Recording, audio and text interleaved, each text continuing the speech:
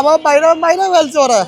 সে আমার আপন বড় ভাই, আমার ভাই যখন আনছে এখানে, আমার ভাইয়ের অনেক মোটা সুস্থ স্বাস্থ্য ছিল, অনেক মাসালা ছিল, কিন্তু ওরা আমাদের কখনো দেখাইতে দেয় না। সরাসরি বলছে ভাই আমাদের নিয়ম আছে সিসি ক্যামেরা দেখানো, ঠিক আছে।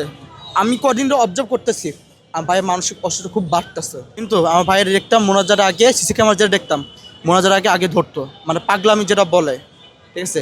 আর ওরা এটা বলছে যে কি কেন হ্যান্ড এক করা বাবা জিজ্ঞেস করে, এটা কিন্তু কখনো আমার ভাইয়েরা ছিল না।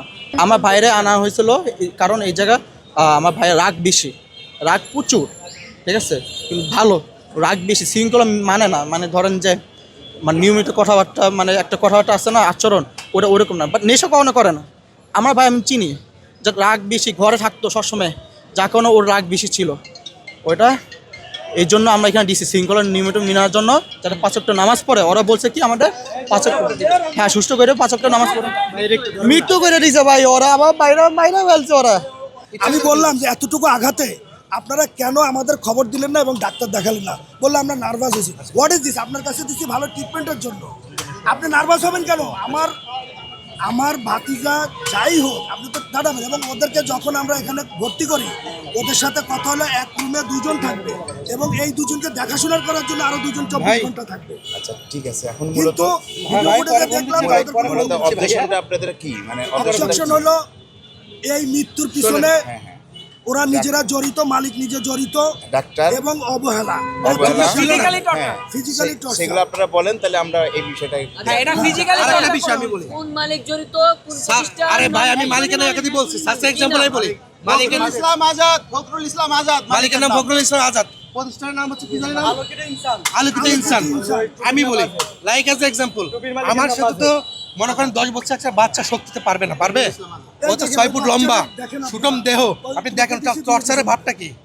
আর এখানে হচ্ছে পাহাড়ের মতো যারা অথরিটি আছে কয়েকজন, তারা স্পষ্ট বোঝা যাচ্ছে গতকালকে দুপুরে মারা মারিছে, এবং তার যে ছেলেটার ভিডিও ফুটেজ দেখাইছে সেটা বাচ্চা ছেলে, আমার ভাইয়ের বয়স হচ্ছে 25, এবং ওর যে সুটম দেহ 5 ফুট 9 ইঞ্চি লম্বা এবং 6 ফুট, তো ওর সাথে কখনোই আমার মতো ছেলেও 5-6টা গ্যাঞ্জাম করে পারবে না। এটা হচ্ছে ওরা পরিকল্পিত হয়ে অথরিটি যে ওরাই এই কাজটা করাইছে, এই মালিক নিজেই জড়িত, এবং আরো 4 জন পলাইছে, তারা ওই ড্রাইভার বলছে যে এটা মালিক নিজেই মেরে ফেলছে, ঠিক আছে, তারা বলে পড়ায় কালকে যে ঘটনাটা ঘটছে, ঠিক আছে, পরে কালকে তো যে ছেলের সাথে গ্যামজামটা হলো, ওই ছেলে তো ওকে মারছে, মারার পরে ওই মেন মালিক, হ্যাঁ, ওকে সন্ধ্যার সময় 1 মিনিট, সন্ধ্যার সময় ওই মেন মালিক আইসে ওরা নিয়ে গেছে, নিয়ে যে আলাদা একটা রুমে নিয়ে ওরা টর্চারিং করছে আলাদাভাবে, ঠিক আছে, আলাদাভাবে টর্চারিং করছে।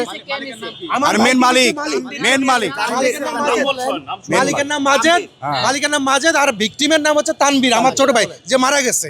তানবীরকে আলাদা রুমে, এখন তানবীরকে ঢাকা মেডিকেলে ময়না তদন্ত বা যেটা বলেন আপনি, হ্যাঁ, রিপোর্টের জন্য যে সঠিক একটা যে সার্টিফিকেট, এখানে বমনটা লাগায় রাখছে কেন? এটা লাগায় রাখছে কেন? এটা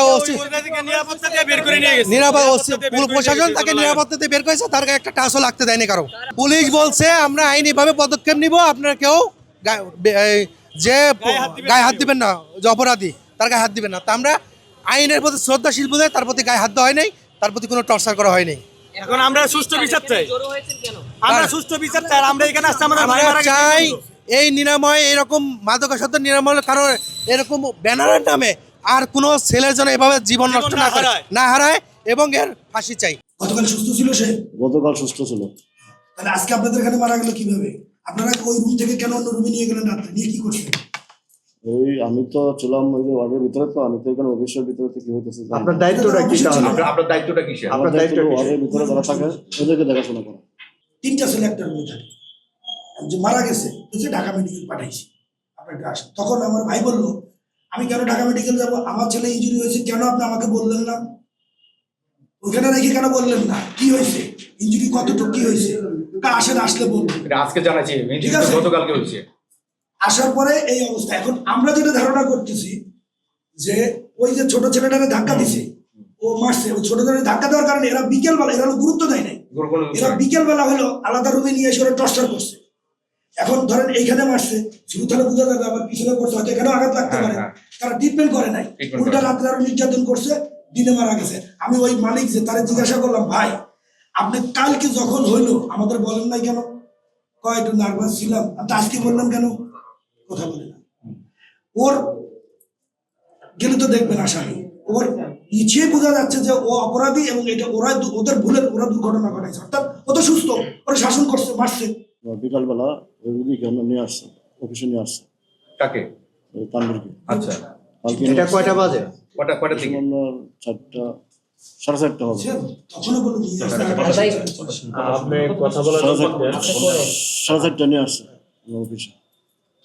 এবারে তো আর কি হয়েছে, তো আমি তো ভিতরে থাকছি, আমি তো আসি নাই, কারণ আমি তো আসার অনুমতিও নেই আমার। তো ওদের ভিতরে মারামারিটা কি নিয়ে হয়েছে? আমার একটা হয়েছে আপনার এই কথা কাটাকাটি নিয়ে আর কি। এই ও তানভীর থাকে জানালার পাশে, জানালার পাশে তার সিট, ও জানালা খুলতে চাইতেছে, আরেকজন পাশে একজন সিট যে ছেলেটার সাথে আমার হয়েছে, কথা কাটাকাটি হয়েছে। ওই ছেলেটা বলতেছে জানালা অন খুলবে না, আমার শীতকাল। বলছে না, আমি একটু বাতাসের দরকার, এই নিয়ে বিতর্ক হয়েছে। আর তখন আপনি কোথায় ছিলেন? আমি ছিলাম এই সময় বাথরুমের ভিতরে। নিরপেক্ষ, সত্য প্রকাশে আপোষহীন।